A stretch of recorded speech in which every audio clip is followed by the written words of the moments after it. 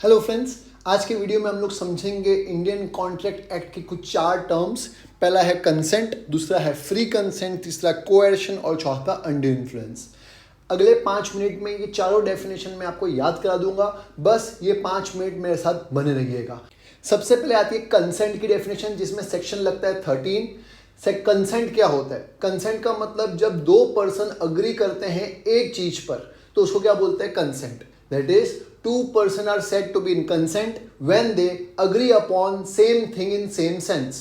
मतलब जो मैं बोलना चाहता हूं आप उस चीज को उसी सेंस में समझ रहे हो तो हम लोग बोल सकते हैं कि हम दोनों कंसेंट में हैं। तो डेफिनेशन एकदम इजी है। 2 or more person are said to be in consent when they agree upon same thing in same sense। Same चीज भी होनी चाहिए, सेम सेंस भी होना चाहिए। एकदम इजी। सेक्शन आता है 13। एक बार वापस, 2 or more person are said to be in consent when they agree upon same thing in same sense। same thing in same sense, तो उसको क्या बोलेंगे? कंसेंट। सेक्शन आता है 13। फिर आता है section 14, free consent. Free consent का मतलब होता है हम दोनों का कंसेंट तब फ्री है जब हमारे ऊपर कोई जोर जबरदस्ती नहीं है, कोई एक्सटर्नल प्रेशर नहीं है, हम अपनी मर्जी से कॉन्ट्रैक्ट में एंटर कर रहे हैं तो ही हम लोग बोल सकते हैं कंसेंट फ्री है। तो वही लिखा है, देखिए ध्यान से। A consent is said to be free when it is not caused by, पहला कोएर्शन। कोएर्शन का मतलब होता है किसी के दबाव में आके, किसी के फिजिकल थ्रेट में आके या किसी ने धमका के हमको कॉन्ट्रैक्ट में एंटर कर दिया तो वो फ्री कंसेंट नहीं है, वो कोएर्शन है। कोएर्शन का मतलब होता है डरा के धमका के किसी को कॉन्ट्रैक्ट में एंटर कराना। वो अभी हम लोग नेक्स्ट डेफिनेशन में समझेंगे। दूसरा अनड्यू इन्फ्लुएंस। अनड्यू इन्फ्लुएंस का मतलब इमोशनल ब्लैकमेल करके कॉन्ट्रैक्ट में एंटर करा दिया तो भी फ्री कंसेंट नहीं है। तीसरा फ्रॉड, किसी ने धोखा दे के हमको कॉन्ट्रैक्ट में एंटर करा दिया तो भी वो फ्री कंसेंट नहीं है। मिस रिप्रेजेंटेशन, किसी ने हमको कुछ गलत रिप्रेजेंट करके या गलत बता के कॉन्ट्रैक्ट में एंटर करा दिया तो भी वो फ्री कंसेंट नहीं है। पांचवा मिस्टेक्स, कहने का मतलब किसी ने गलती से या हम लोग गलती से कॉन्ट्रैक्ट में एंटर हो गए तो भी वो फ्री कंसेंट नहीं है। तो फ्री कंसेंट तब है जब ये पांचों चीज से मुक्त है। कौन कौन सी 5 चीज? पहला कोएर्शन, दूसरा अनड्यू इन्फ्लुएंस, तीसरा फ्रॉड, चौथा मिस रिप्रेजेंटेशन और पांचवा मिस्टेक्स। तो डेफिनेशन कितनी इजी है। A consent is said to be free when it is not caused by section 15 coercion, section 16 undue influence, section 17 fraud, section 18 misrepresentation और section 20, 21, 22 mistakes. एकदम easy.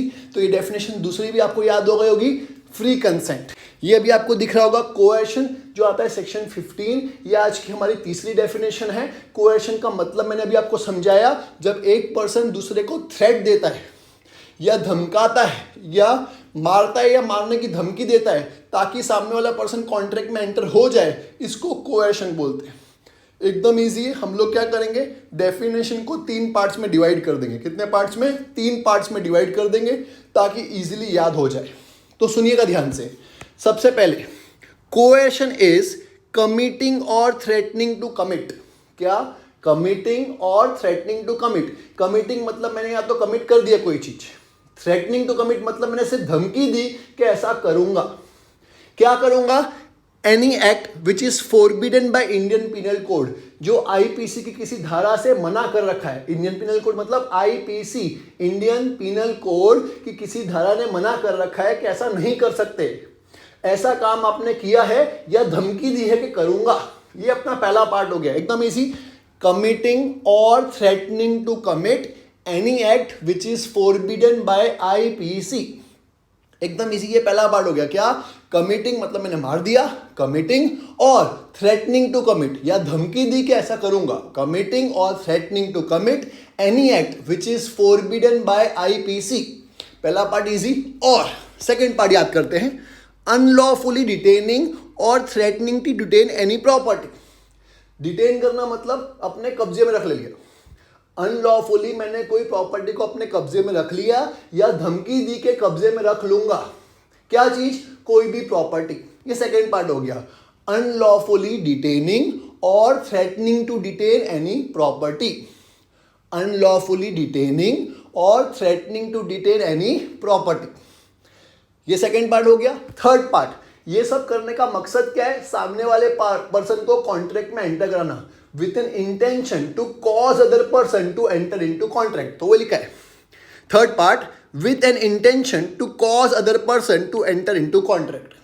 Intention क्या ये करने का, सामने वाले पर्सन को कॉन्ट्रैक्ट में एंटर कराना, with an intention to cause other person to enter into contract, एकदम इजी, इसको बोलते हैं कोएर्शन।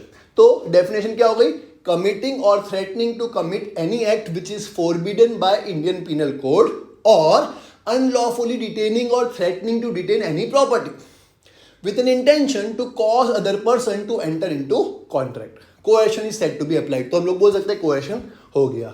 जैसे इसमें आपको दिख रहा होगा डायग्राम, ये भाई साहब क्या कर रहे हैं, इसको धमका रहे हैं कि साइन कर वरना गोली से उड़ा दूंगा, तो इसको क्या बोल सकते हैं हम लोग, कोएर्शन।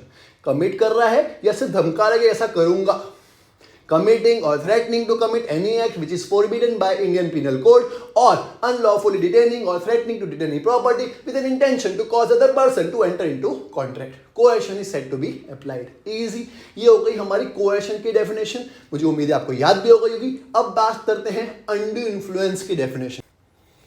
ये दिख रहा है undue influence। undue influence होता क्या है, जब एक पर्सन और दूसरे पर्सन के बीच में रिलेशन कुछ इस तरह का है कि एक पर्सन ऐसी पोजीशन में है कि दूसरे पर्सन के ऊपर या उसकी इच्छा के ऊपर वो कंट्रोल कर सकता है। जैसे कई बार हमारे पेरेंट्स हमको बोलते हैं बेटा ऐसा करेगा, मेरा बेटा हो गया तो ऐसा करेगा, मेरा बेटा हो गया तो ऐसा कर सकता है, दिख रहा वो करवा लूँ, एंड सो ऑन।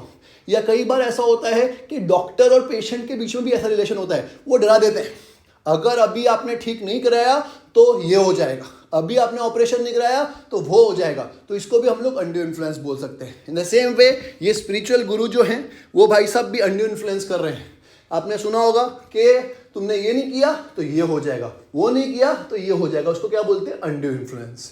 मैं ये नहीं बोल रहा मैं सारे स्पिरिचुअल गुरुज या सारे डॉक्टर्स फ्रॉड होते हैं, ऐसा बिल्कुल नहीं है, कुछ होते होंगे कुछ नहीं होते होंगे, मुझे आइडिया नहीं, ये क्या है, अनड्यू इन्फ्लुएंस है।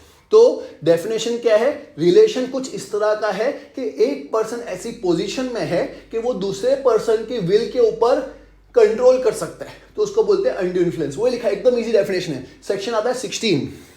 अ contract is said to be induced by undue influence where the relation between two parties are such that one of the parties is in such a position to obtain unfair advantage over the will of other person.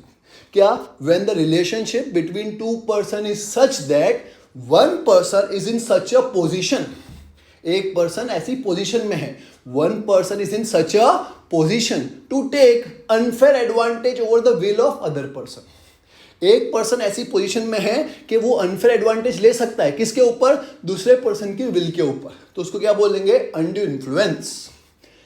ये बहुत common पाया जाता है spiritual गुरु और disciples के बीच में, doctor और patient के बीच में, पेरेंट्स और अपने बच्चों के बीच में, टीचर और स्टूडेंट्स के बीच में, ये सब अनड्यू इन्फ्लुएंस होता है। इमोशनली बोल सकते हैं, ऐसे करेगा, ये करेगा, मेरा दोस्त नहीं है, मेरा भाई नहीं है, वैसा करके काम करवा लेना इज अनड्यू इन्फ्लुएंस। सिंपल है क्या, when the relationship between two person is such that one person is in such a position to take unfair advantage over the will of other person, undue influence is said to be applied. Example दिया है, relation between doctor and patient, spiritual guru and disciple, ये दिख ही रहा है आपको, ये है undue influence के एग्जाम्पल्स। मुझे उम्मीद है आपको चारों डेफिनेशन याद हो गई होगी। अगर आपको भी याद हो गई है तो प्लीज़ मेरे वीडियो को शेयर करिएगा अपने फ्रेंड्स के साथ ताकि उनको भी याद हो जाए। मिलते हैं नेक्स्ट वीडियो में, बाय।